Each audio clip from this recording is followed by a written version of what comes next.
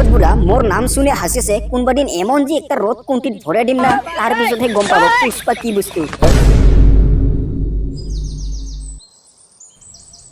এই কি কই পুষ্পা তুই কালির পরে কামত যাব? তুই ঠিক কথাই শুনিছে কালির পৰা মই দিল্লী কামত যাম। কি লেকচার মারিবা জানা না পেছে এর আগতে কতবার কামত যাম কল একবারও কামত নাই যাই আর কালির পরে কামত যাব লেকচার মারে। আগতে মোক টাকাৰ দৰকাৰ নাই আছিল তাৰ কাৰণে মই কামত নাই যাম এখন টাকাৰ দৰকাৰ মুঠতে মই কালিৰ পৰা এখন দিল্লী কামত যাম।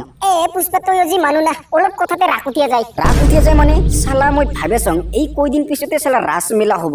এই ৰাস মেলাৰ আগতে মই কাম কৰি একটা পালসাৰ বাইক ল'ম। কি কই কাম করে তুই পালসার বাইক লব?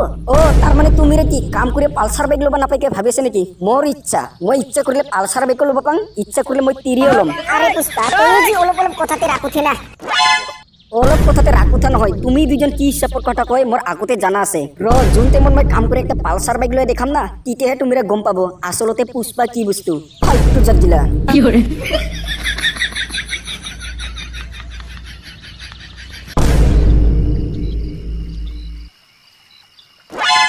চালা এই ৰাস মেলা কয়দিন পাছতে হ'ব এই ৰাস মেলাৰ আগতে একটা বাইক ল'ব লাগিব।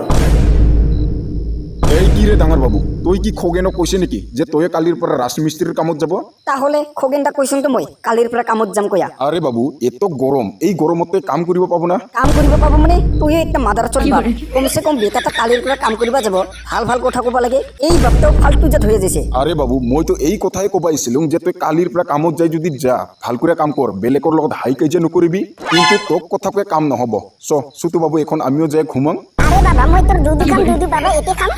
কি মাদার চোদ লেকচার মারবার জায়গা নাপাল এক থাপড় দিয়ে 32টা দাঁত ছড় দিম। ফটাফট ঘুমাব লাগে।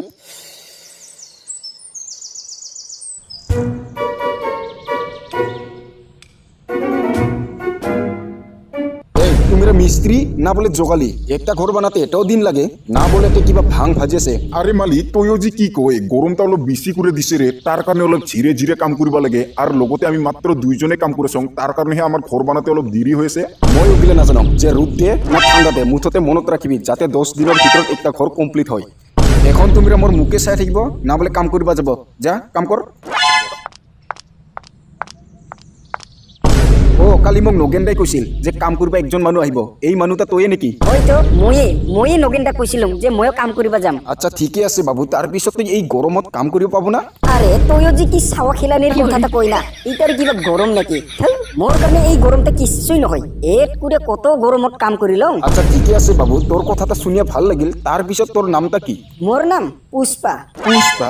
আরে ইটার কিংকা ধরনের নাম পুষ্পা দেখুন আপি মানুষ হে নাম। মাদার চোদ বুড়া মোর নাম শুনে হাসিছে কোনবা দিন এমন যে একটা রোদ কোনটিত ভরে দিম না তার পিছতহে গম পাব পুষ্পা কি বস্তু। এই বাবু মোক কিবা কৈছিল নেকি? নাই মই আৰু কি কম তার পিছত তোমার নামটা কি?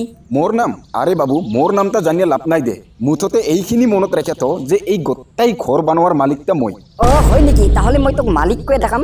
হব মালিক কয়ে ডাকালে কোনো আপত্তি নাই। যা এখন এই তাতে সিমেন্ট আছে লইয়া আই।